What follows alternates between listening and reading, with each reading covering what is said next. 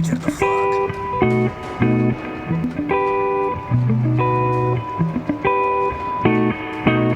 Hello world. What's going on, guys? It is Zelrig here, and today I am playing some more CTF with the G36 again. I really like this combo, guys, especially in CTF, where you are rocking care package, sentry gun, and attack helicopter. G36 just does really well. It can get through a lot of people very quickly, so you don't have to worry about running out of bullets and still having enemies in front of you. And as far as the kill streaks in regards to CTF goes, I mean, care package, care package can push you over the top if you get something like a Reaper or an AC-130.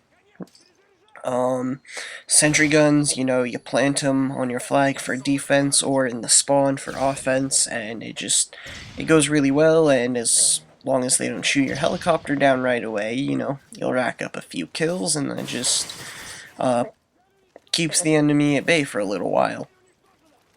So it's just a great combination. I'm really enjoying playing with it, and I mean, that's really all I have to say about it, guys. So I'm playing here on Resistance. Now, in the last video I talked about how CTF was easier to play and funner to play than things like Demolition or Sabotage, because you couldn't spawn trap as easily and the spawns didn't flip. Now obviously I didn't mention TDM or Kill Confirmed or whatnot, because those aren't really objective-based games.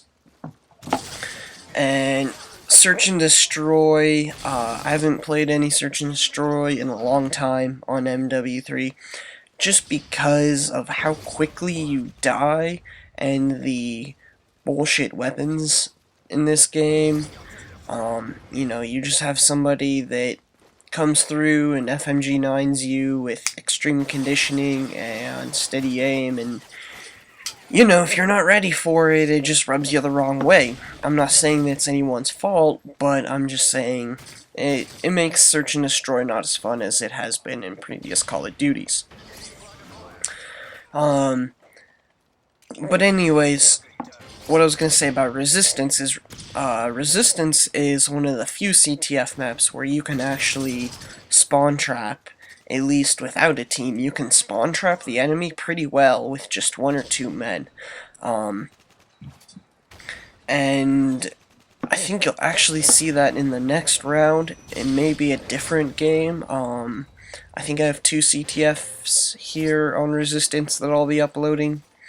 But yeah, it's the side that the enemy has right now. Like, that's the side to have, because then all you have to do is push down that left side down the staircase, and then if you go down that staircase, that's ever so popular for First Bloods and such, and then you go up to this ramp where I'm looking right now across the way. If you just stand up on that ramp, the enemy has to either spawn across from you in that corner or back behind you, and it's really just a good way to spawn trap. Now, the enemy's force-fitting here, actually. A funny story. A little while back, if you want to rewind, I got the flag, I was walking out of the building on the right, and when it came out of that building, I was ADS, turned left, killed a guy, and I actually heard in the voice chat, because you can hear somebody when you kill them, he was like, "Oh my god, let's back out." He just raged so hard. So everybody but two players rage quit. I checked the scoreboard right after I heard that, and yeah, all of them rage quit, so there's two guys left on the other team, and they realized that and quit, and so that's what almost won us the match. We thought we were going to win, but there was actually like 4 or 5 players that came into the match right at that last second, so we were still able to get the flag cap and just get a little free time to mess around and shoot, as you saw. So I mean, that was a pretty memorable and enjoyable moment. But just hopping right back into the game, I go pick up my sentry gun, and it's just general, winnage from there. I will say that I don't necessarily endorse the spawn trapping on Resistance like I was talking about, or spawn trapping in any map. I absolutely hate it when people spawn trap me, but here on Resistance, if you do just some of the one-person spawn trapping like I'm talking about, just build up your kill streaks, because you know they're spawning either behind you or across from you. You can just kind of work the system, get your kill streak, grab the flag, and get out of there. There's nothing necessarily morally wrong with that, but you don't want to bring your team in and, have one man behind all of their spawns shooting people as they pop up. It's not kosher. There's nothing fun about that for anyone. And it's a dick move to get a free Moab that way. It's worse than sabotage, but I've seen it happen in CTF too. So this is what I'm talking about. Like, I jumped out, and I know those guys have to spawn back there. They only have a few places to spawn. So I'm watching it, nobody's there, so I figure they're spawning across the way.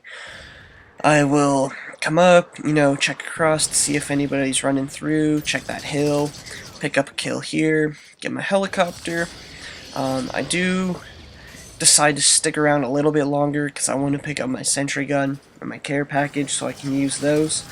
And they're just spawning back down below me again. Also, that flag escort is coming through here, so that's why I decided to go back up on the cliff, or catwalk, or ledge, whatever you want to call it. And this guy is just a complete dummy. He doesn't even realize I'm behind him. Whip out my MP9, which is a great secondary, guys. Like, unless you're dedicated to pistols, I would definitely recommend the MP9 as your secondary. It's pretty much just as powerful as a submachine gun. There's no reason not to use it, and any attachment is great for it. Dual wield can be a little bit hard to use with it, but I mean, silencer, red dot, extended mags, any of those are just great attachments for it, and it's a great secondary. Very accurate, very little recoil. Now, I did get a care package stolen there. I decided to plant my sentry gun, call my other sentry gun, and then I'm going to hop into my AC-130. At this point, I am feeling like I've been spawn trapping them, but I'm going to hop into my AC-130. It's all good. If they can escape and run away with a blind eye, they can. And then I'll hop out of there and hopefully go for a flat cap. At least that's what I'm thinking at the time.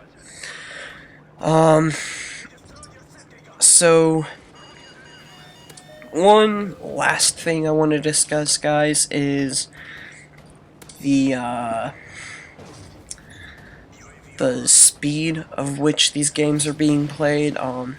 Not this one, but there's a few games that I'm going to be putting up this month. All MW3, none of them... well, one will be Black Ops, but others are going to be MW3, but they're all sped up to like 1.2 to 1.5 speed, and that is just because I want to keep the videos under 10 minutes. They don't need to be too long. I can still get my point across and talk about what I want to talk about, and you guys can still enjoy it, and you don't need to be sitting there for any longer than 10-20 minutes if you watch a couple of these at a time.